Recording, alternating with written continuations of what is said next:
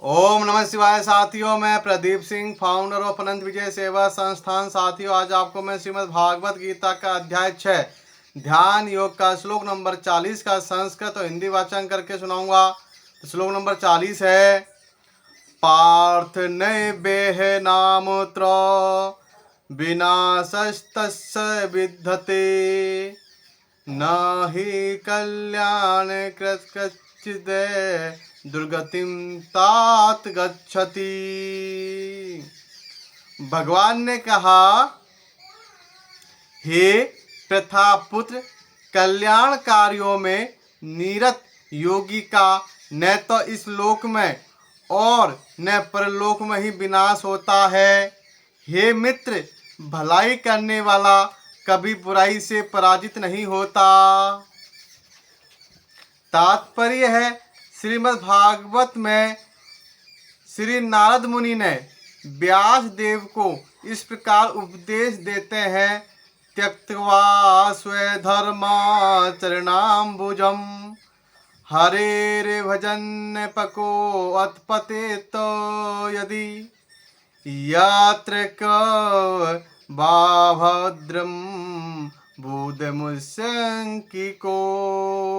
वार्त आप तो अभजताम स्वधर्मता।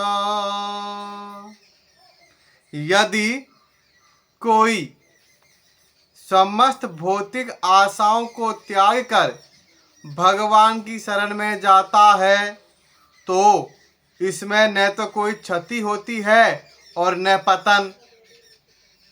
दूसरी ओर अभक्त जन अपने अपने व्यवसायों में लगे रह सकते हैं, फिर भी वे कुछ प्राप्त नहीं कर पाते। भौतिक लाभ के लिए अनेक शास्त्रीय तथा लौकिक कार्य हैं। जीवन में आध्यात्मिक उन्नति अर्थात कृष्ण भावनामृत के लिए योगी को समस्त भौतिक कार्यकलापों का परित्याग करना होता है। कोई ये तर्क कर सकता है कि यदि कृष्ण भावनामृत पूर्ण हो जाए तो इससे सर्वोच्च सिद्धि प्राप्त हो सकती है, किंतु यदि यह सिद्धि प्राप्त न हो पाई तो भौतिक एवं आध्यात्मिक दोनों दृष्टियों से मनुष्य को क्षति पहुंचती है।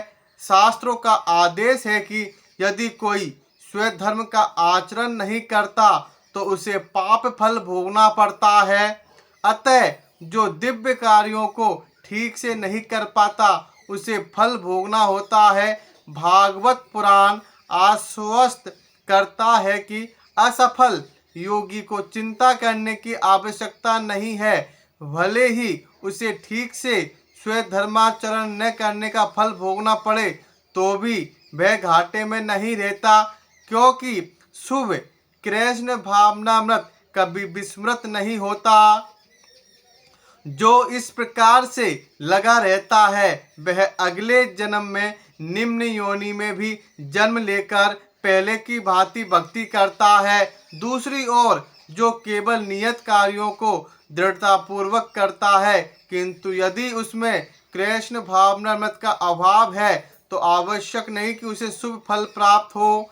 इस श्लोक का तात्पर्य इस प्रकार है, मानवता के दो विभाग किए जा सकते हैं, नियमित तथा अनियमित। जो लोग अगले जन्म तथा मुक्ति के ज्ञान के बिना पार्श्विक इंद्रिय तृप्ति में लगे रहते हैं वे अनियमित विभाग में आते हैं। जो लोग शास्त्रों में वर्णित कर्तव्य के सिद्धांतों का पालन करते हैं वे नियमित विभाग में वर्गीकृत होते हैं।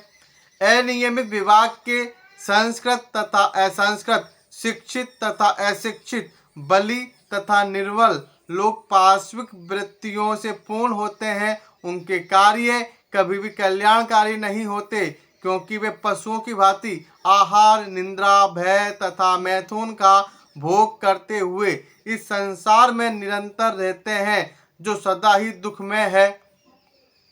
किंतु जो लोग शास्त्रीय आदेशों के अनुसार संयमित रहते हैं, जो इस प्रकार क्रमशः कृष्ण भावनामृत को प्राप्त होते हैं, वे निश्चित रूप से जीवन में उन्नति करते हैं। कल्याण मार्ग के अनुयायियों को तीन वर्गों में विभाजित किया जा सकता है।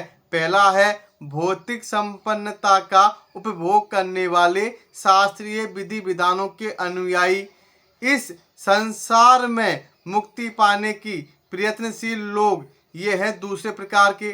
तथा तीसरे प्रकार के हैं कृष्ण भावनामृत के भक्त। प्रथम वर्ग के अनुयायियों को पुनः दो श्रेणियों में विभाजित किया जा सकता है। सकाम कर्मी तथा इंद्रिय तृप्ति की इच्छा न करने वाले। सकाम कर्मी जीवन के उच्चतर स्तर तक उठ सकते हैं, यहाँ तक कि स्वर्ग लोक को जा सकते हैं, तो भी इस संसार से मुक्त न होने के कारण वे सही ढंग से शुभ मार्ग का अनुगमन नहीं करते। शुभ कर्म तो वे हैं जिनसे मुक्ति प्राप्त हो। कोई भी ऐसा कार्य परम आत्म साक्षात्कार या देहात्म बुद्धि से मुक्ति की ओर उन्मुख नहीं होता, वह रंच मात्र भी कल्याणप्रद नहीं होता। कृष्ण भावनामृत संबंधी कार्य ही एकमात्र शुभ कार्य है, और जो भी कृष्ण भावनामृत के मार्ग पर प्रगति करने के उद्देश्य से स्वेच्छा से समस्त शारीरिक असुविधाओं को स्वीकार करता है, वही घोर तपस्या के द्वारा पूर्ण योगी कहलाता है। चूंकि अष्टांग योग पद्धति कृष्ण भावनामृत की चरम अनुभूति के लिए होती है, अतः यह पद्धति भी कल्याणप्रद है। अतः जो कोई इस दिशा में यथाशक्य प्रयास करता है, उसे कभी अपने पतन के प्रति भयभीत नहीं होना चाहिए। तो श्लोक नंबर 40 का संस्कृत और हिंदी वाचन यह है। कल फिर मिलेंगे श्लोक नंबर 41 के साथ। ओम नमः शिवाय साथियों, धन्यवाद।